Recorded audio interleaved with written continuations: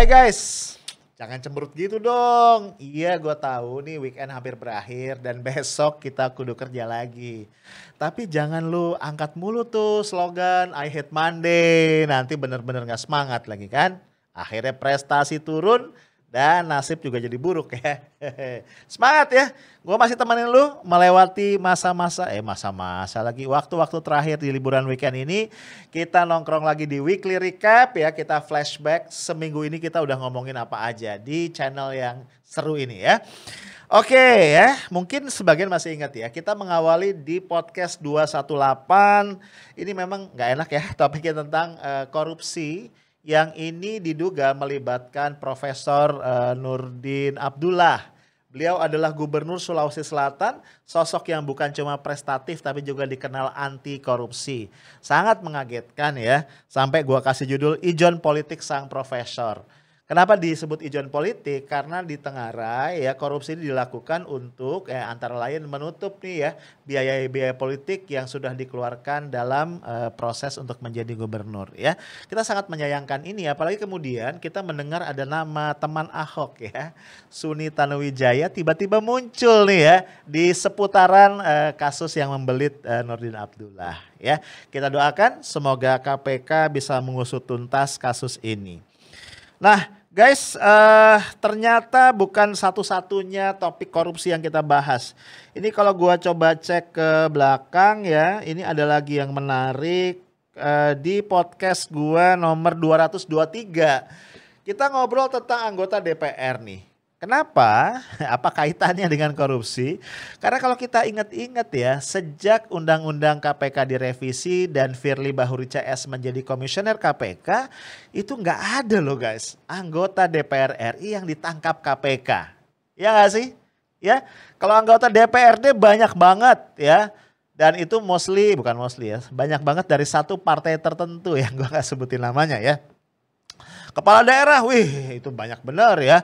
Bahkan menteri ya. Satu adalah mantan menteri KKP yaitu Edi Prabowo, kader Gerindra. Dan satu lagi adalah mantan Mensos, Juliari Peter Batubara yang merupakan bendahara atau wakil bendahara umum dari PDIP.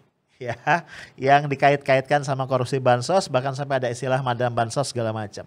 Nah cuma tadi ya, gak ada tuh anggota dewan yang ditangkap KPK. Bahkan nama yang dikait-kaitkan ya dalam rekonstruksi dan segala macam dengan kasus bansos Kemensos itu raib loh bro. Ya, gak disebut sama sekali dalam dakwaan jaksa penuntut umum di pengadilan tipikor. Sehingga pertanyaan kita, apakah DPR RI memang sudah bebas korupsi sampai sama sekali gak ada nama anggota dewan yang ditangkap KPK? Atau jangan-jangan ada deal? Gak, itu dugaan ya, dugaan, jangan baper, oke? Nah guys, yang lain lagi yang juga sempat kita bahas adalah kelanjutan dari ramai-ramai mengenai kasus kerumunan di Maumere Sika NTT ya. Ini kalau nggak salah kita bahas di podcast nomor 219 ya.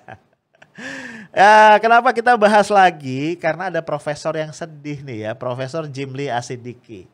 Ini adalah mantan ketua pertama dari MK yang sekarang menjadi anggota DPD Republik Indonesia. Pak Jimli ini itu mengaku sedih ya, kenapa sih Pak Jokowi itu sampai harus dipolisikan? Kalau dia memang melanggar kan harusnya ada proses ya, ada proses politik di DPR, di MK dan seterusnya. Gak tahu ya, gue yang sedih loh gara-gara Pak Jimli sedih. Masa iya Pak Jimli gak bisa nangkep ya? Ini esensinya sebenarnya bukan pada sekedar tuntutan hukum ya ketika Pak Jokowi dipolisikan.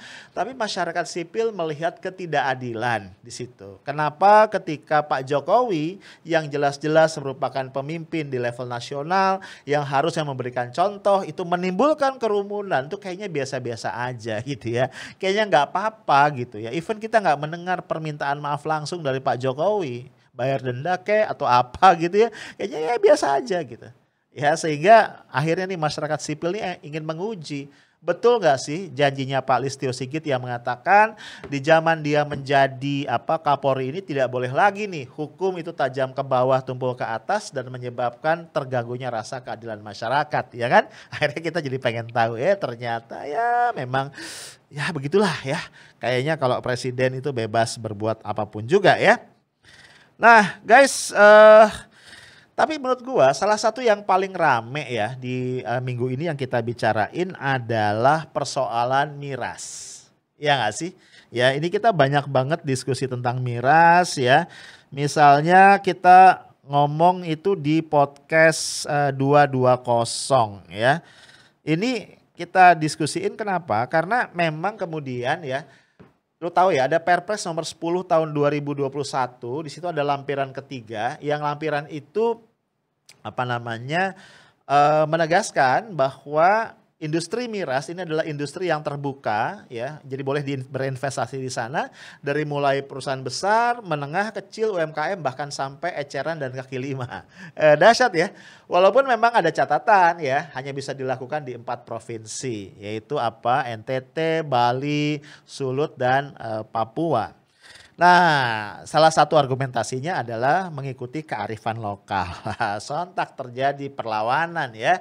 Ya, Papua misalnya menolak kalau itu disebut sebagai bagian dari budaya Papua. Yang jelas ya, di Papua itu tingkat kematian tinggi terjadi karena miras. Ya, demikian pula di Sulawesi Utara. Begitu banyak kejahatan ya, kecelakaan lalu lintas dan sebagainya, itu justru dipicu oleh miras ya, sehingga kalau dikatakan itu kearifan lokal kayaknya agak-agak berlebihan gitu ya. Nah, kita masih ngomong tentang miras ya. Sebut saja gampangnya Perpres miras yang kemudian dicabut ya, bukan Perpresnya ya, yang dicabut hanya lampirannya saja. Kita juga ngobrol tentang ini ya, berkaitan dengan wapres kita, Pak Ma'ruf Amin. Ya, ini kalau gua cek pertama kita ngobrol di podcast 221. Ya, kita tiba-tiba aja kangen ya sama Yai Ma'ruf ya, karena jarang banget bicara. Ya, kayaknya beliau menganut peribahasa silent is golden. Diam adalah emas. Sampai inget ya, gua ada orang bercanda, jangan terlalu pendiam, nanti lu dikira wapres. Gitu ya. Kacau ya. Ya karena memang kita hampir nggak mendengar suara beliau ya. Padahal sebagai seorang pemuka agama ya, beliau kan mantan ketua MUI ya. Bahkan sampai sekarang masih menjadi ketua Dewan Penasehat ya, atau Dewan Pertimbangan gitu di MUI. Dan kemudian jadi wapres ya. Ya tentu saja wajar kalau kita nih umat Islam ya, lu semua yang muslim tuh berharap bahwa bersuaralah gitu ya.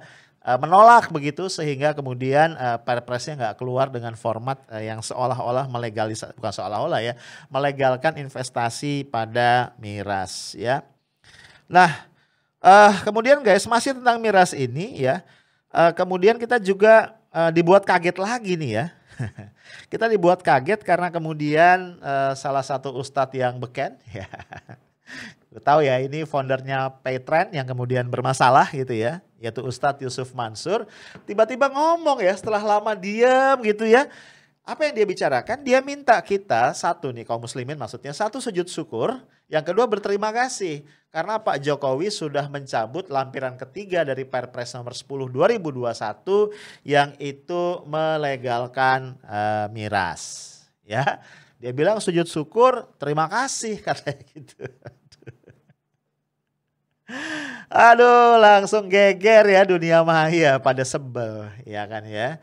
Ya gue paham sih ya, karena kan gini ya, ibarat lagu ya. Kalau lagu itu kan kau yang berjanji, kau yang kau yang berjanji, kau yang mengingkari. Kalau ini kan kau yang bikin, kau yang cabut, kenapa kita yang sujud, kira-kira gitu. Ya jadi kan Pak Jokowi ini bukan melakukan sebuah kebaikan gitu ya, tapi beliau ini merevisi sebuah potensi masalah gitu. Iya kan? Kan dia bikin Perpres beliau itu dicabut, loh kenapa kita yang sujud syukur dan berterima kasih gitu ya, sehingga kemudian banyak sekali respon ya yang mempertanyakan ini maksudnya Ustadz Yusuf Mansur ini apa sih gitu ya, kok sampai kita yang harus diminta untuk ini ya.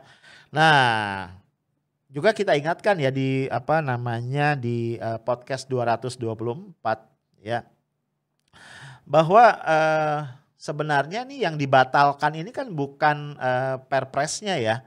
Yang dibatalkan ini bukan Perpresnya, yang dibatalkan cuma lampirannya. Dan juga jangan lupa bahwa Perpres ini menginduk kepada satu aturan undang-undang, yaitu Omnibus Law, Undang-Undang Cipta Kerja. Yang memang kalau kita lihat di pasal 77 ayat 2 undang-undang tadi, itu yang namanya miras sudah dihapus dari apa? Dihapus dari daftar negatif investasi. Gitu loh ya. Artinya apa? Walaupun lampiran perpresnya dicabut ya kan. Atau perpresnya deh sekalian dicabut ya. Satu hari nanti guys ya sangat mungkin ya akan ada aturan-aturan lain yang muncul yang itu akan melegalkan kembali investasi miras ya. Apalagi lu nggak boleh lupa bahwa Kepala BKPM ya itu sudah mengatakan bahwa ketika lampiran perpresnya dicabut itu yang dilarang atau yang tertutup adalah investasi baru di bidang miras. Sementara investasi-investasi yang sudah berjalan sebelumnya ya jalan terus gitu. Ya jadi boleh seneng ya, tapi kayaknya nggak perlu deh sampai sujud syukur ya, apalagi sampai euforia gimana gitu ya, karena ternyata ya ancaman legalisasi miras ini masih terbuka ya di depan kita ya guys. Nah, kalau banyak masyarakat kaget ya apa namanya soal legalisasi miras ini walaupun kemudian dibatalkan, ternyata Pak Wapres juga kaget. Ini ada di podcast nomor 225 ya, di podcast 225 ini Wapres kaget apalagi rakyat. Ya, jadi ceritanya Pak Wapres ternyata tidak mengetahui nih ada lampiran ketiga dari Perpres nomor 10. Ketika dia tahu ini udah terjadi polemik, dia berusaha untuk apa namanya ini dicabut. Apa yang dia lakukan ya? Dia ngomong nih di rapat terbatas kabinet. Dia juga ngomong melalui beberapa menteri dengan harapan itu sampai kepada presiden. Dan akhirnya ada pembicaraan empat mata antara Yai Maruf dengan Presiden Jokowi yang kemudian berujung pada pencabutan Perpres tadi ya, pencabutan lampirannya ya. Lu tahu kan ya? Kita lihat lagi deh videonya Pak Jokowi ya waktu menyatakan dicabut. Gitu. Assalamualaikum warahmatullahi wabarakatuh. Salam sejahtera bagi kita semuanya. Setelah menerima masukan-masukan dari ulama-ulama MUI, Nahdlatul Ulama, NU, Muhammadiyah, dan ormas-ormas lainnya, serta tokoh-tokoh agama yang lain, dan juga masukan-masukan dari provinsi dan daerah.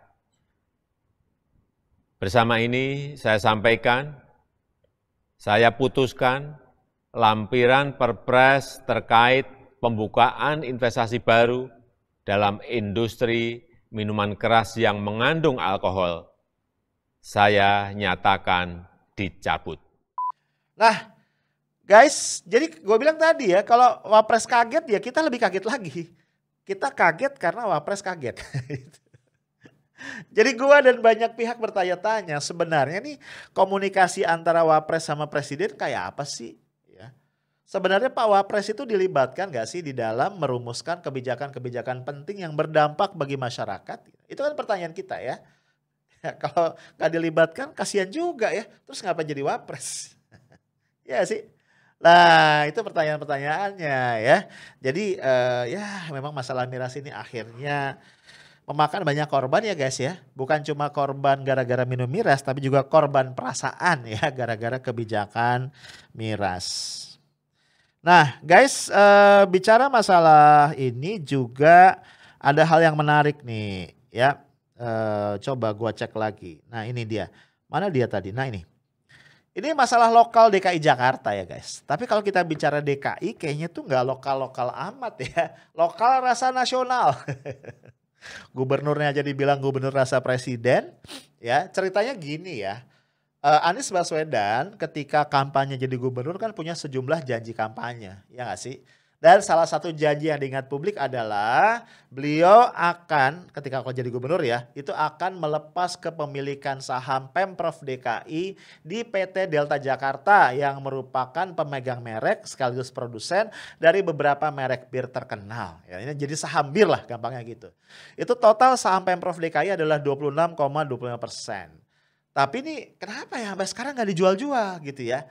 Rupanya guys, Pemprov DKI, Gubernur DKI itu sudah 3 kali menyurati DPRD DKI minta izin. Karena memang by rule ya, by the law itu harus dilakukan harus ada izin DPRD nih untuk menjual sahamnya Pemprov ya. Ya ternyata Ketua DPRD DKI yaitu Pak Prasetyo Edy yang merupakan kader PDIP menolak keras ya. Dia bilang saya muslim dan saya juga haji. Aduh, urusannya apa ya? Terus dia bilang selama saya ketua DPRD-nya tidak akan saya izinkan untuk dijual. Wih, gila ya. Padahal ini di luar masalah agama ya, di luar masalah keyakinan agama, Pak Anies Baswedan selaku gubernur sudah menjelaskan hitung-hitungannya ya. Intinya begini ya, eh, saham tadi di PLT Delta Jakarta itu kalau dilepas itu kira-kira nilainya akan 1,2 T. Itu akan ada fresh money yang akan menjadi salah satu sumber APBD DKI Jakarta. Ya 1,2 triliun yaitu setara dengan kalau gua nggak salah ya 4 rumah sakit tipe A. Kemudian sekian ratus sekolah gitu kan ya. Kemudian jaringan air bersih yang bisa melayani 1 juta warga. Wih gila kan ya. Itu dahsyat banget. Nah Pak Anies bilang sekarang nih ketika sahamnya kita pegang itu tiap tahun rata-rata dividennya hanya 38 miliar. Ya kecil banget bro. Ya. Jadi kata Pak Anies kalau kita nunggu dapat 1,2 T dari dividen itu kira-kira menunggu 30 tahun. Buset. Keburu tua bangka kita ya. Jadi menurut Pak Anies ini lebih worth it ya, lebih memenuhi kebutuhan rakyat kalau itu dijual. Ya, gue juga nggak ngerti ya apa alasan Pak Prasetyo Edy yang kekeh untuk megang saham miras ini. Jadi bagi lu ya jangan ngomel-ngomel Pak Anies ya. Janji kampanye beliau yang satu ini belum bisa dipenuhi ya karena DPRD nggak setuju ya. Nah, kita lihat ya ringkasan videonya. Sudah 3 kali rencana Pemprov DKI Jakarta untuk melepas kepemilikan 26,25% saham PT Delta Jakarta, sebuah produsen bir, ditolak oleh DPRD. Padahal nilai saham tersebut kira-kira 1,2 T dan hanya menghasilkan dividen sebesar 38 miliar per tahun. Jumlah yang sangat kecil dibandingkan jika saham tadi dilepas dan kemudian dananya digunakan untuk membangun beberapa infrastruktur dan pelayanan dasar yang sangat dibutuhkan oleh rakyat DKI. Nah, hal ini kemudian menimbulkan pertanyaan, apa yang membuat DPRD khususnya adalah Ketua DPRD DKI Pak Prasetyo Edy berkeras untuk mempertahankan saham tersebut dimiliki oleh Pemprov DKI? Oke, masih ada nggak ya omongan kita tentang miras? Aduh, kayaknya udah ya. Nah guys, apalagi topik kita yang menarik ya, ini lagi nih ya. Ada lagi kita juga ngomong tentang kebijakan pemerintah yang juga ajib. Jadi kalau kita ngomong Perpres nomor 10 tahun 2021 ya itu persoalannya bukan cuma miras doang ya. Di podcast 230 kita menyoroti ya. Jadi ada beberapa bidang usaha yang sebelumnya tertutup bagi pemodal besar itu hanya bisa dimasuki oleh UMKM dan koperasi. Dengan Perpres nomor 10 2021 dibuka tuh bagi pemodal-pemodal besar. Salah satunya apa coba? Ini sektor industri yang outputnya kegemaran gua, yaitu industri kerupuk, keripik dan peye. Gue tuh suka banget peye bro. Ya segala macam jenis peye lah.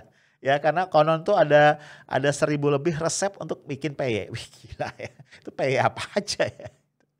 Gue suka banget peye. Gue kebayang nih ya. Kalau kemudian industri besar masuk. Wih itu peye. Ya bakal jadi sophisticated. Mereknya aneh-aneh. Kemasannya canggih. Dijual di tempat-tempat mentereng. Dan harganya mahal ya. Yang paling kita sedihkan adalah besar kemungkinan kemudian ya lu bayangin aja. Ini pengusaha kecil UMKM emak-emak gitu ya itu berhadapan dengan raksasa-raksasa besar dengan modal yang kuat. Kalah bro. Ya jangan lupa ya pengusaha-pengusaha besar ini kalau dia bikin pabrik peye misalnya gitu ya itu kan gede banget dan akan menikmati skala ekonomis, biaya produksi bisa ditekan dan akhirnya gulung tikarlah itu UMKM. Nah ini kita jadi prihatin ya. Kenapa sih dalam kondisi krisis ekonomi sebagai dampak dari COVID-19 ini yang banyak dapat insentif ya, kemudahan dan lain-lain itu kayaknya justru adalah pengusaha-pengusaha besar, pemodal besar. Iya gak sih? Insentif pajak. Ya lu inget gak sih? Ada diskon pajak mobil kan? 100%. 3 bulan pertama, kemudian 50% ya. 3 bulan kedua, kemudian 20%, 3 bulan ketiga. Ya oke lah ya ATPM bisa terus berproduksi jadinya lapangan kerja terbuka. Tapi bagaimanapun yang paling diuntungkan siapa? Pemodal besar bro. gitu ya. Di sisi yang lain kita dengar 10 ribuan gitu ya, warteg di wilayah Jabodetabek itu terancam gulung tikar ya karena PSBB ini ya permintaan mereka jauh berkurang. Padahal guys ya, yang pengen gue garis bawahi adalah selama ini kan yang terbukti menjadi bumper ya, yang membuat ekonomi kita mampu bertahan dalam situasi krisis itu adalah justru sebenarnya UMKM. Ya, harusnya kan mereka nih yang dibantu. Mereka ini yang menyerap tenaga kerja yang luar biasa besar sebenarnya. Gitu ya. Jadi siap-siap ya, rempeyek bakal mahal nih kayaknya ya. Aduh. Sedih gue ya, secara gue suka banget sama rempeyek ya. Nah guys, kemudian kita juga menyoroti di podcast berapa nih? Di podcast 231 ya, keanehan dalam sistem hukum kita.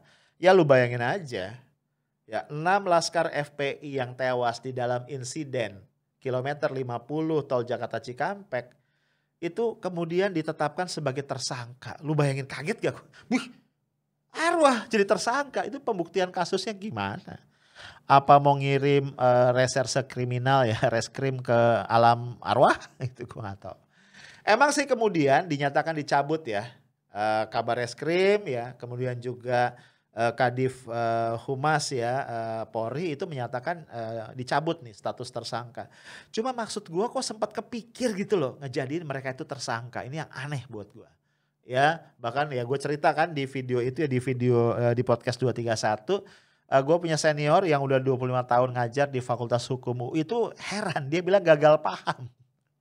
Nah gue gak ngerti ya apakah ini cerminan dari carut marutnya politik kita atau itu cerminan dari adanya kekuatan-kekuatan yang bermain sehingga ya proses hukum ya tidak sepenuhnya mencerminkan rasa keadilan masyarakat. Nah kita khawatir ya kalau ini tidak segera dibenahi, persepsi masyarakat bahwa kepolisian itu adalah merupakan alat kekuasaan, bukan alat negara untuk menciptakan rasa keadilan masyarakat, itu akan semakin menguat ya. Kita berharap nggak demikian ya. Karena bagaimanapun kita percaya pada beberapa janji dari Pak Listio Sigit Prabowo ketika beliau terpilih menjadi Kapolri yang baru. Ya tadi itu ya, hukum tidak akan tajam ke bawah, tumpul ke atas dan akan memperhatikan rasa keadilan masyarakat. Nah guys, satu hal lagi nih ya. Yang juga menarik adalah soal komisaris BUMN. Aduh, yang satu ini gua no comment ya. Kita saksikan dulu yuk videonya ya, ringkasan videonya. Menteri BUMN Erick Thohir mengangkat Ketua Umum PBNU Said Akil Sirot sebagai komisaris utama sekaligus komisaris independen PT Kereta Api Indonesia atau KAI. Sebelumnya diangkat juga Ketua PP Pemuda Muhammadiyah ya Cak Nanto atau Sunanto sebagai komut dan komisaris independen dari PT Istaka Karya. Publik seolah-olah diingatkan ini menambah daftar panjang para relawan politisi pendukung Jokowi yang didudukkan di kursi komisaris BUMN. Pertanyaannya, apakah mereka diangkat karena kompetensi ataukah ini politik balas budi atau ada maksud-maksud lain?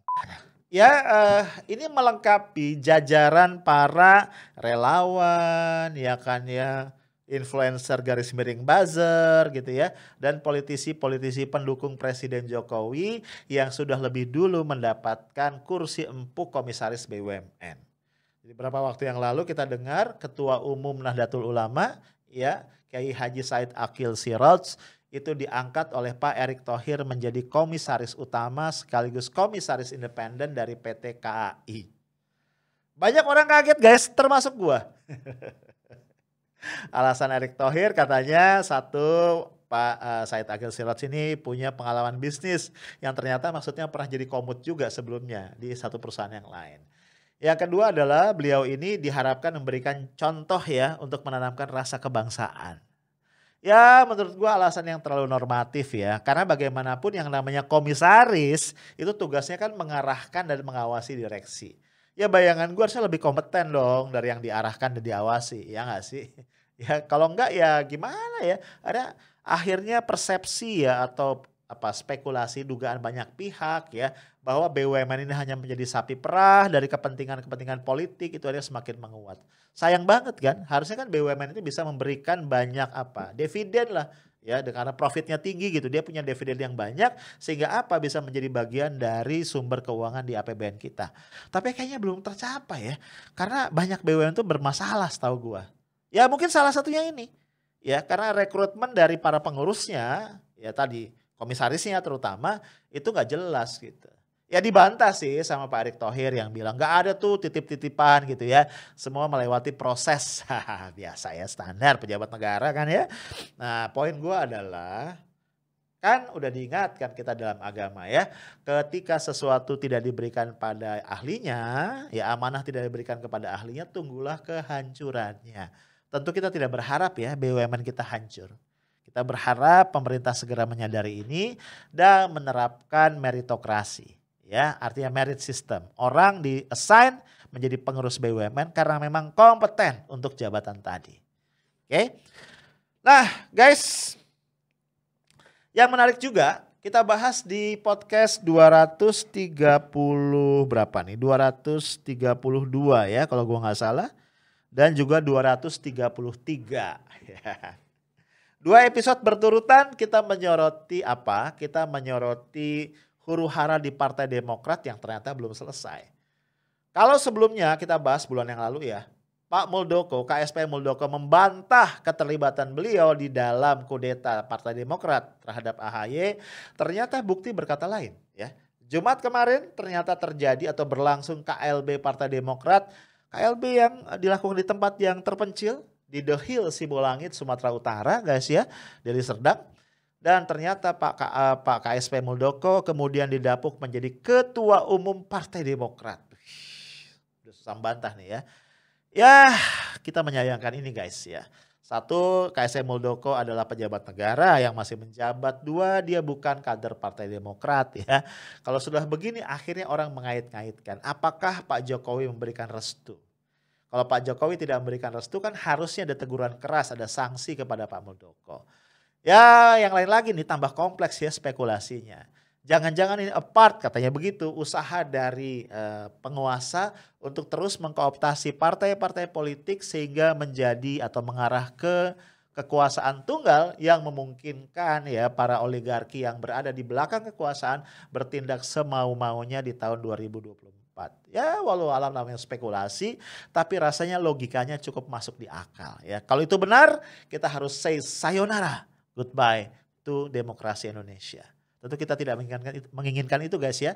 Karena demokrasi tanpa kekuatan oposisi yang memadai bukan demokrasi namanya. Ya mudah-mudahan ya Pak Muldoko segera insaf ya.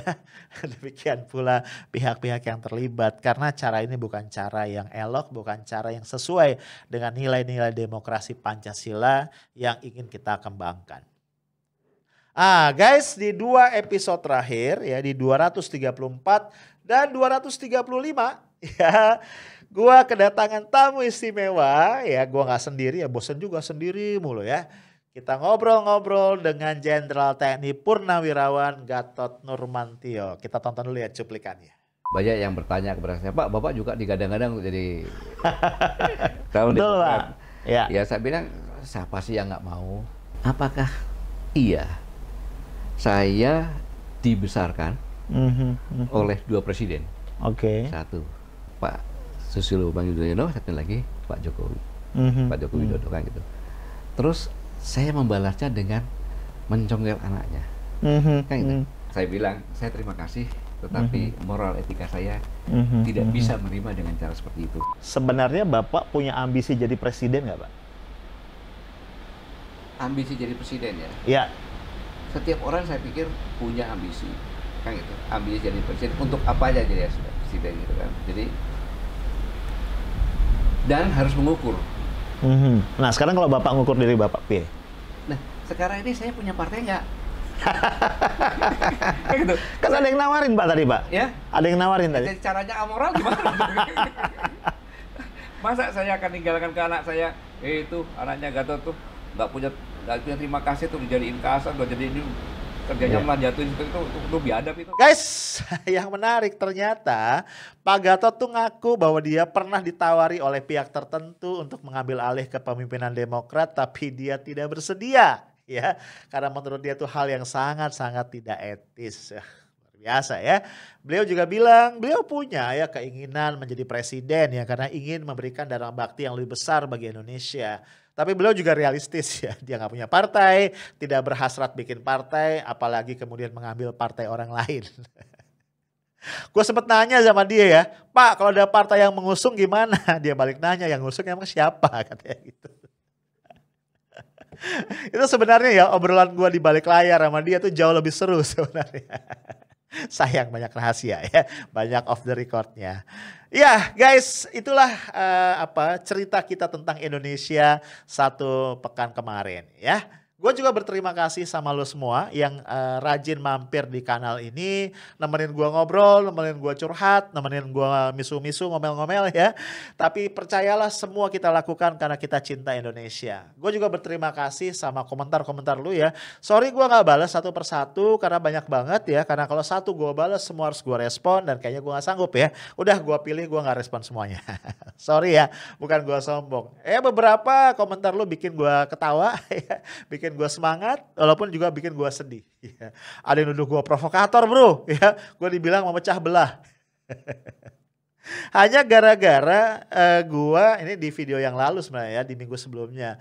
Kan gue punya video ya, gue bikin video tentang Denny Siregar ya, yang dia itu menghina rakyat Aceh, karena waktu itu Aceh dinyatakan oleh Badan Pusat Statistik kembali jadi provinsi yang paling miskin kan.